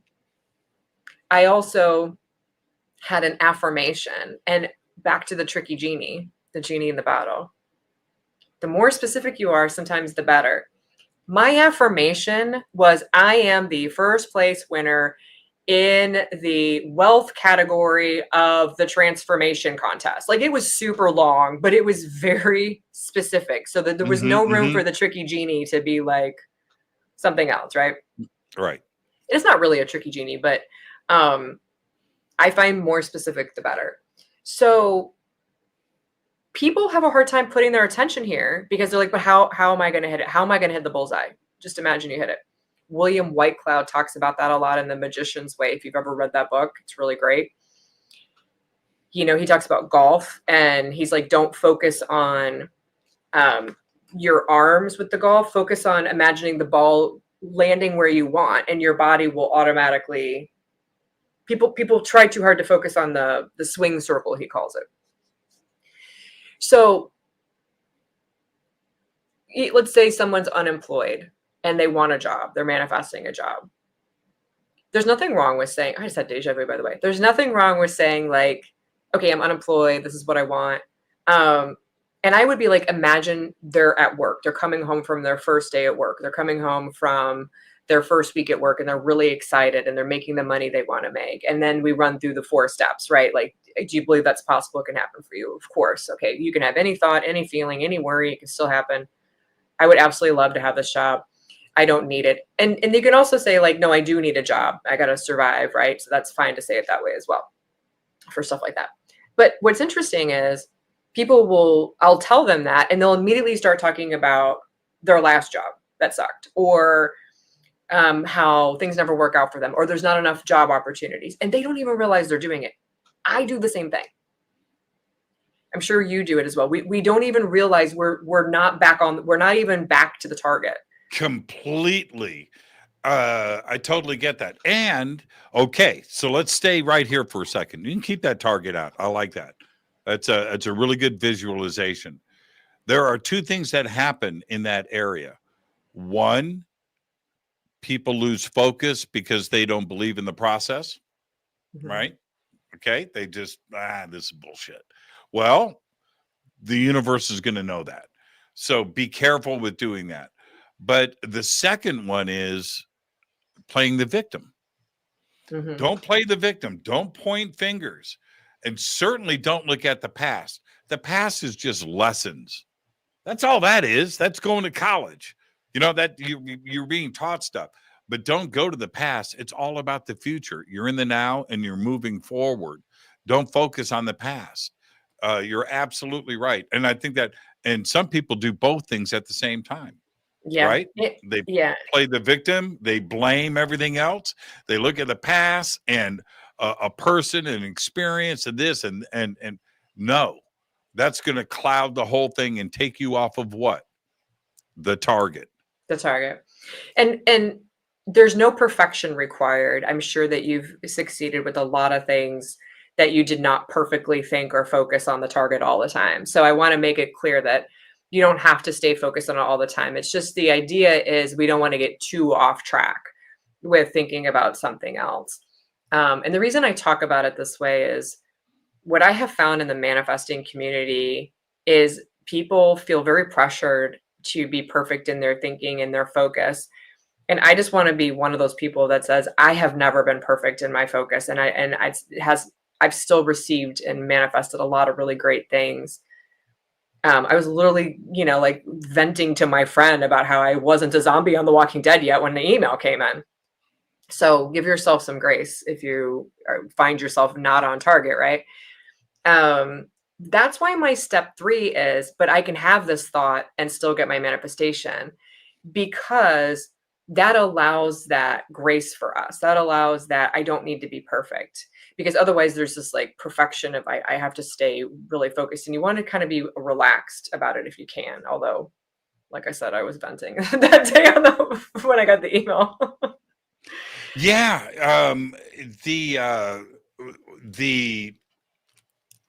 Okay. I'm going to say this, and I love saying the first half of this every day so people understand. I'm a hard ass dude. All right, a Harley. I've got lots of guitars. I listen to heavy metal music. I'm hardcore. Okay? I am. But I believe in fairies. All right? And when you throw all of that into the mix, my Harley riding, badass, leather wearing self stops every day to thank the universe. Mm-hmm. I do. Just thank you. Thank you. Thank you. Thank you. And I mean it's from the heart. I recognize. Thank you. I'm not thanking God. I'm not thanking some belief system. I'm thanking the universe. And when I talk about this, Amy, I'm being very serious. It's too easy to be the victim, Mm-hmm. and to just turn around and look and go, man, I wish that didn't happen, 10 years ago. Where would I be? You know what? That was a life's lesson. And whatever happened 10 years ago, that horrible thing, or 20 years ago, got you to where you are today. And that's the only way to look at it. That comment about the chaos earlier, the chaos led you to this show, led you to this conversation that you and I are having right now. All of the bullshit that I've gone through and you have gone through. Life isn't a bowl of cherries, It's right? not. To quote Forrest Gump, it's simply not. But it's lessons, and you're being taught, and it takes you to where you are today. It's all part of the journey, period. For me to Amy, and I believe this to my very soul of my being, for me to be able to thank the universe every day because of where I am right now and achieving my bliss, right? I went through the harshest of things. Yeah. The harshest. And you want to look back and say I would change? No, then I wouldn't be here talking to you. If I go back and I change one thing in the past, my daughter's not born. Right? Mm-hmm. Speaking of children, right? Speaking of children. But all of that keeps me over the target. All of it. Yeah. And the victim thing is hard. I've struggled with that. I think most people have. We go through phases. I love the Japanese proverb, fall down 7 times, get up 8. Totally. It's like, so when I fall down, I'm like, oh, God, sometimes I lay there for a minute, sometimes I lay there for a while, but I'm like, I'm going to get back up and keep going. Because for me, it's because I know I'm worth it. A lot of people think their manifestation is worth it, but I tell people, I'm like, you're worth it. Keep focusing. You have everything to gain. Keep focusing because you're worth it. And I want to share something really cool. Just popped into my head. One of my friends I met in the film industry, I was trying to explain manifesting to her one night. We were all out, a bunch of us, at a bar pub thing. And they had a little hook on the wall with a string. Have you ever seen this game where you pull it back and you try to get the little ring to go on the hook? It's like a bar No, game. but okay. It's like pretty big. And a bunch of people, we were sitting at the table and I was trying to explain manifesting to her, and we watched people do this thing and then, trying to take turns and get the get the ring onto the hook. And so I pointed at it and I said, okay, this is manifesting in a nutshell. I'm like, imagine that the ring lands on the hook. That's it. It's there. You did it. And she goes, that's it? And I'm like, yeah. So she gets up to go to the bathroom and people leave. And so now the little game is free. So while she's in the bathroom, I get up. I've just taught this to her, and I get the string and I start doing it wrong, trying to like make my arm correct, and I let it go a few times and it doesn't go anywhere. This girl comes up behind me out of the bathroom, grabs it out of my hand and goes, boop, lets it go, and it goes straight onto the hook. And she goes, I get manifesting, and then she runs out the door. And I was like, what? So I followed her in the parking lot and I said, what did you do? She goes, I just did what you said. I imagined it was on the ring was on the hook and it worked. Like, beginner's luck, of course, but it's like that. It's like, we think it's more complicated. I'm trying, and she just imagined it and everything fell into place for her. How did, when the universe, I love that, by the way. So much is talked about synchronicities, and I pay attention. I do. And a lot of us in this community enjoy synchronicities and pay attention when they happen and try to figure it out and what's going on and what is being suggested here. And I love that childlike questioning of the experience. That's me, but I really enjoy. You mentioned deja vu earlier. Deja vu is the funnest thing ever. It is. I mean, I stop. I'm just like, man, this is, let's go. Let's just ride this one out. And, but so many don't care. Yeah. And so how do we, in the 4 steps, and by the way, I'm just reading them over and over again. Clarity of desire, focus on what you want, acknowledge it's possible, release resistance, 4, detach, right? I've got them right in front of me now. Yeah. But in each one of these steps, you're going to have the clues. You're going to have the synchronicities. You're going to have, how do you know it when it happens? For me, they're pretty on point. So I had this, a few years ago, I went to get Invisalign for, to just make a tiny adjustment with my top teeth. And it opened a gap between my 2 top teeth, which I had never had before. And, my orthodontist was like, it'll close. Well, it didn't. It didn't close. And I started to panic. And I mean, there was a way to fix it with doing like dental work, but I just wanted it to close naturally. So I stayed in the trays longer and stressed and cried and complained to my friends. And then I heard a Tony Robbins video. This is the synchronicity. And he, nothing to do with teeth, but I kept calling it the gap. And he's like, the gap is just 2 millimeters. He has a whole thing about this like 2 millimeter gap. And whatever it was he said in that video, I was like, he's talking about the gap between my teeth, which he was not. Right. But it was so on point that I took. That's a synchronicity, man. It's a synchronicity. It popped up out of nowhere, and I listened to it, and I was like, I can do this. And so I imagined it closed on its own, and it did. Did you measure your teeth to see if it was 2 millimeters? No, but it was. I mean, here's another thing. A lot of people. You have amazing teeth, by the way. Thank you. A lot of people say like, don't check on your manifestation. And I'm like, well, you got to check on it to some normal degree. Like, imagine if I had submitted to The Walking Dead and then never checked my email again. But with my teeth, I was a Looney Tune. I was in the mirror 3, 4, 5 times a day, like trying to figure out if the gap had closed, and it's still closed. So I want to let people know you do not need to be perfect. I was literally taking photos and like making them bigger, be like, is the gap still there? I am such a teeth person, and I'm checking out other people's teeth. Yeah. And I don't want people to be self-conscious when they come up to me or anything. but I've worked hard on this, right? So I check. I'm always, I'll come up and see what's Check going out on. Yeah, hey, good job. Good job. It's a lot of work, but yeah, you have great teeth. So does Tony Robbins.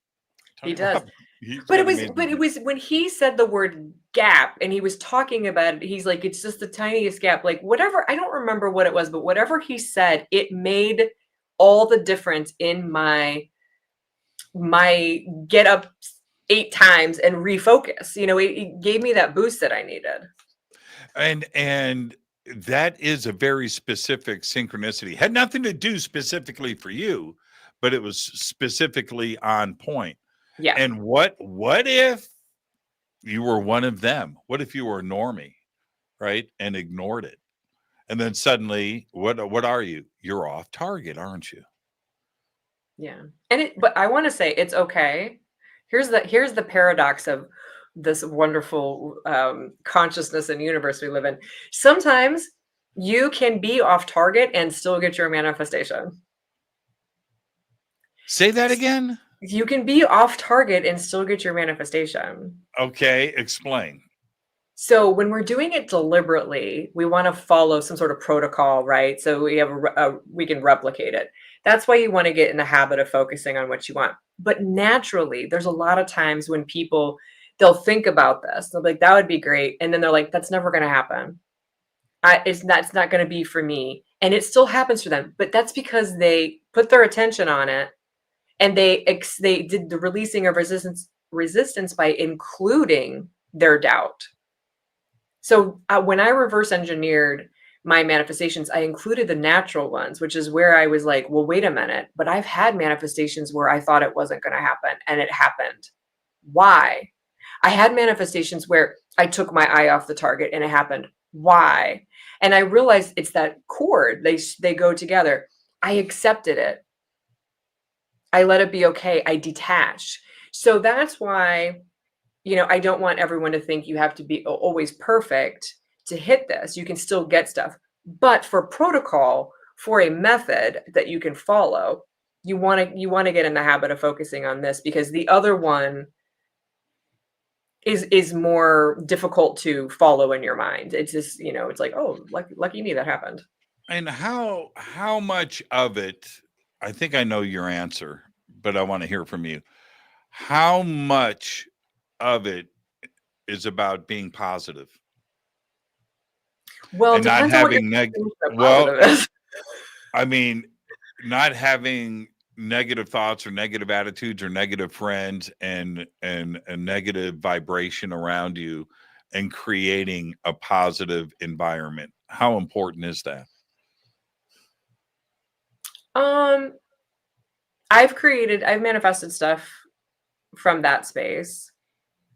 I think I kind of lean back to my third step, which is including it. So if you are focusing on this and then you're complaining, that may pull you off the target too much. But then you could always loophole. I call it a loophole in step 3, where you could be like, but I can complain and still get my manifestation, because that's possible. I mean, can you walk around and kick puppies all day long and still have the universe treat you right?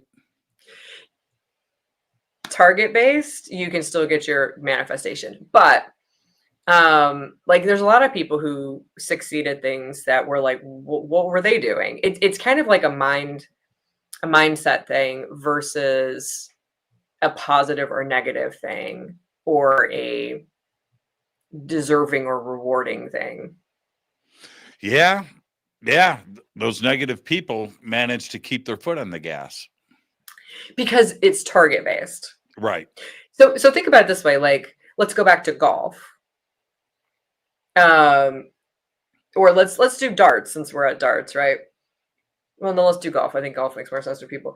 Do you play golf? I talk about it a lot, though, don't I? You do. Yes. I don't play golf. Everyone in my family does, but not me.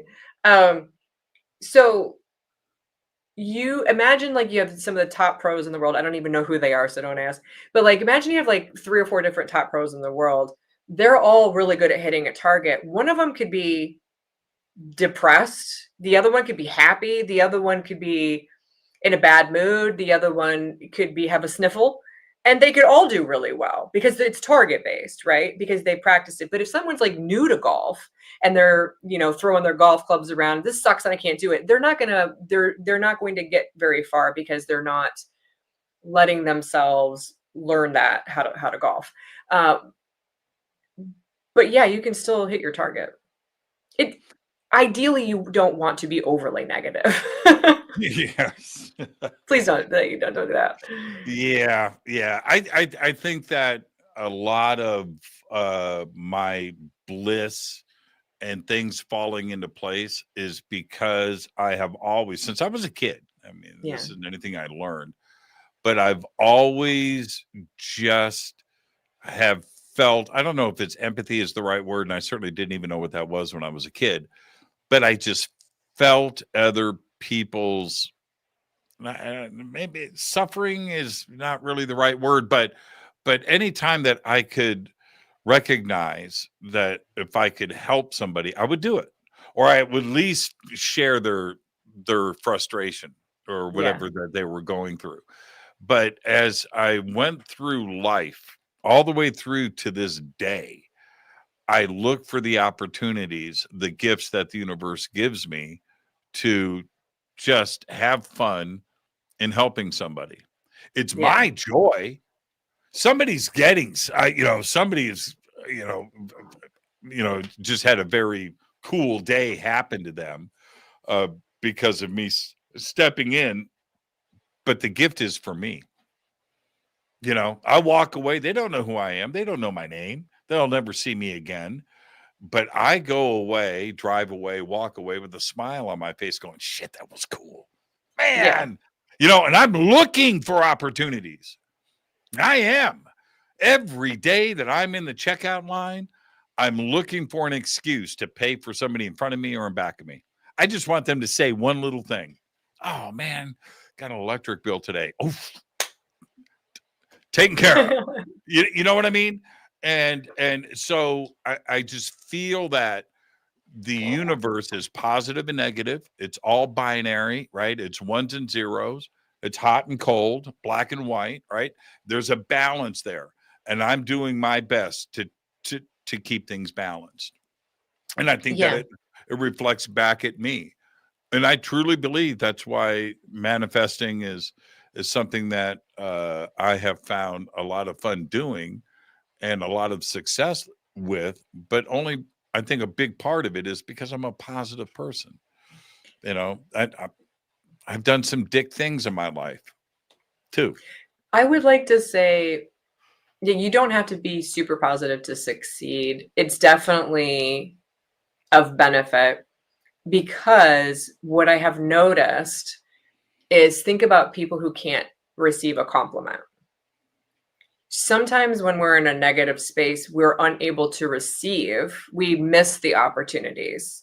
We complain our way out of something. And again, I'm not saying that you can't still get your manifestation later of the thing you want later, but being positive is definitely helpful. But I have just found that the target-based thing is more significant.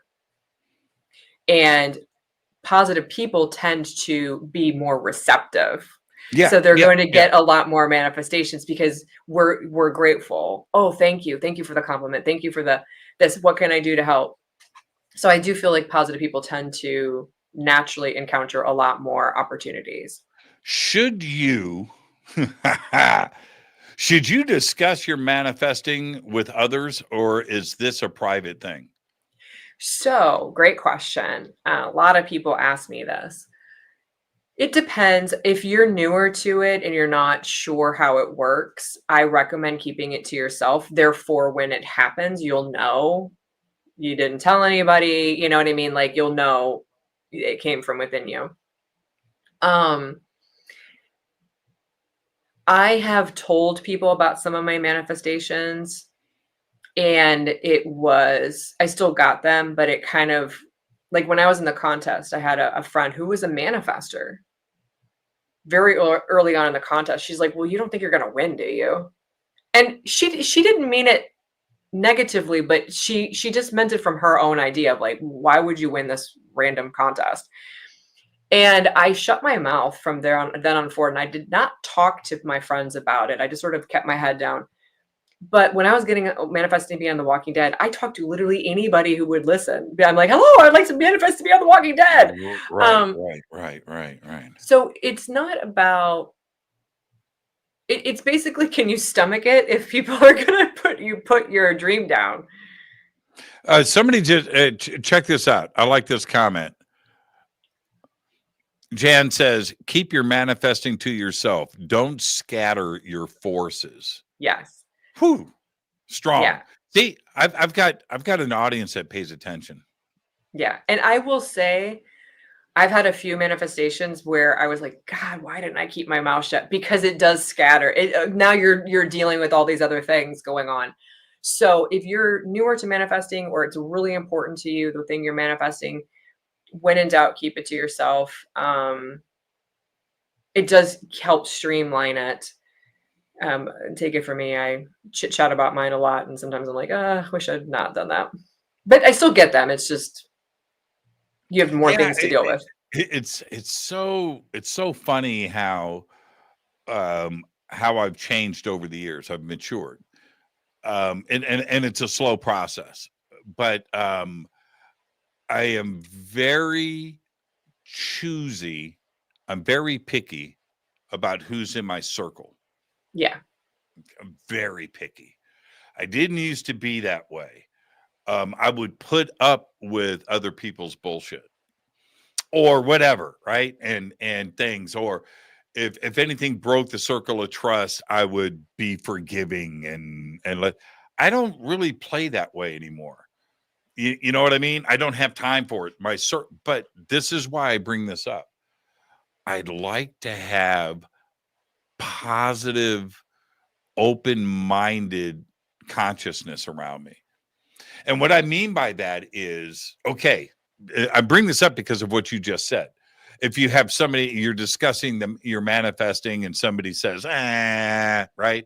Well, suddenly you have to deal with that. You're scattering your forces, right? Yeah. Okay. I don't do that now with my friends. If I have somebody that is in any way a bump on the log at a dinner or a conversation at my house or outside calling in, spaceships and CE5s, and you have somebody that's just in any way squashing your mellow, you're out and you will not be invited back. And that's, I don't distribute no, I keep my forces very focused, and that's it's weird. I didn't used to be that way, and I find that the more that I surround myself with like-minded, positive, open-minded curiosity seekers, the better I am, and it's better for me. I don't have to fight it. Makes sense? Does it make sense? Yeah. What is that saying? You're the sum of the 5 people you're the closest to. 100%. Yeah. Yeah. And I'm the same way. I think when we're younger, we're more social because of school and, stuff like that. And I definitely am like that. I'm very particular about who I talk to about what, especially when it comes to manifesting. Like when I was in the contest, I talked to my mom about it at the time. And for some reason, she just felt like she believed in me. And it was almost like I had that person there. And when I was getting on manifesting to be on The Walking Dead, I had a friend who had introduced me to that show, and he was that person. It's like, but I wasn't really talking in depthly about it with other people. I was just more like being like, do you know how to get on The Walking Dead? Does anybody know how to get on The Walking Dead? Does anybody have a magic wand to get on The Walking Dead? But yeah, I find that the people that you're closest to, for me, it's about my energy. Like it's about maintaining my energy to a certain degree, and not being thrown off too much by doubt or people not believing in me or people being negative. And it's okay. It's okay. We're all human, but like, I don't have time for that. I don't have time for that. Well, if we go back to the Psy games, and we just have a couple of minutes left, but if we go back to the Psy games, one of the things that you pointed out and I pointed out, I think we all recognized it, was that was a high vibe event where you've Yes. got a room full of Yeah. just energy focused on the stage and watching these participants, competitors, whatever you want to classify them as, they're picking up on that vibration, and there was a strong thing going on in there. And for those people on stage who were nervous, right, there's a lot of prep, man. Woo, woo, woo, woo. Talk about having to perform. Make this move with your mind now. Yeah. And I'm up there with a microphone. You ready? Let's go. Right? You know what I mean? That's a lot of pressure. It is. But Yeah. there was a high, and that helped them get focused. And that was something that you brought up a lot. Yeah, first of all, that was one of the most fun events I've ever been to, the Psy Games. There was the community, and I know that's why Hakeem really wanted to bring the community together. But it was so much fun, a high energy. Everyone was so excited. And I think that positive energy, like I didn't feel a negative drain type of energy at that event. I didn't feel anyone was skeptical there, or if they were, they just kept it to themselves type of thing. It's like everyone was so supportive and kind. And I feel like that really helped the people on stage, because for them, most of them had never done their skill in front of an audience before. They do it at home. Incredible. Yeah. Yeah. Watching so many tears, the emotions that were coming out. And I think about that because I know what it's like. Well, not now. I'm different when I go on stage now. But for them, this is a first time. Yeah. That's wow, man. That's stage fright times 20. That is a very powerful thing. And then to go up there, but to have the release at the end and to have the success and the emotions coming out of them, it was wonderful to experience. You know who I had on the show last week? I had Dahlia on. Yeah. I was gonna say, did you have Dahlia? I did. And we did Mindsight on the show here. Oh, fantastic. Yeah, it was pretty incredible. Man, she's talented. Yeah, she's like the first Psy Games legend. Yeah, she's got the gift. I mean, that's real. And which is something I wanted to touch upon really quick. When I talk about manifesting, I talk about it from my own experience, and why. Not only why you are on the show, but why I think it's important that people at least understand what these are, get what the fundamentals are, get a process down, and go and check it out for yourself. It is through my own experience. Like the Psy Games, I was the host of that event. And by the way, the negative thoughts were my feet when I finally got back to my hotel room. Being on stage for 12 hours, I was like, man, woohoo! Yeah, but anyway, it was so much fun, and it was the vibration and the adrenaline that kept me going. But I was able to be up there and experience this and watch it this close, and that's what was so exciting for me, was to see the process go down and to see everybody else's experiences and how they were going to pull through it. And many of those contestants, they were up there for the first time, not on stage for the first time, but doing this. They apply, and that was amazing. And it shows me one thing, Amy. We all have this inside of us, don't we? Yeah, we do. Yep. And you can use manifesting with my 4 steps. Step 1, your target would be, oh my gosh, I have that Psy ability. Run through the 4 steps, because you can actually activate it through that. And I also wanted to say real quick, if you're interested in manifesting, you're new to it, check out my YouTube channel. I have a little playlist on there just for beginners, for stuff that you can practice to start seeing how it works to get your own firsthand experience.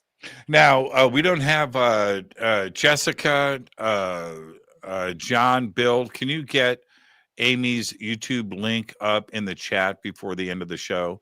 Yeah. And is the YouTube link at amywestmoreland.com? You can probably find it on there. Yeah, it's just my channel's Illuminating Joy, but it's you can find my YouTube channel through my website as well. Yeah. Thank you so much, and I'll see you again at some point, and I look forward to that. But I can't wait for our next conversation here on the show. Thank you so much, Amy. It was a perfect night. Thank you so much. All right, bye. Amy Westmoreland, everybody. What a just a perfect night on the show. And it's a great way to wrap it up too, as well. Everybody has got this inside of them. We talk about it nearly every single night on this show. Go to amywestmoreland.com. We have the links below over on our social media and over on the website. Go and click on the link and start your journey. You know, you're probably already halfway on the journey, but go tap in and figure it out. All right. And what just a wonderful conversation tonight. Thank you so much, Amy. And I do want to remind everybody what is going on tomorrow. Amy mentioned it earlier. Tomorrow night, Daryl Anka is back with us, and it's going to be a full evening of Daryl talking the metaphysical. So that's tomorrow night on Fade to Black. But you know what's happening now, because all I've got is Go Backley Tappy. Fade to Black is produced by Hilton J. Palm, Renee Newman, and Michelle Freed. Special thanks to Bill, John, Dex, Jessica, Dennis, and Kevin. Webmaster is Drew the Geek. Music by Doug Aldrich. Intro, Space Boy. Fade to Black is produced by KJCR for the Game Changer Network. This broadcast is owned and copyrighted 2024 by Fade to Black and the Game Changer Network, Inc. It cannot be rebroadcast, downloaded, copied, or used anywhere in the known universe without written permission from Fade to Black or the Game Changer Network. I'm your host, Jimmy Church. Go Backley Tappy.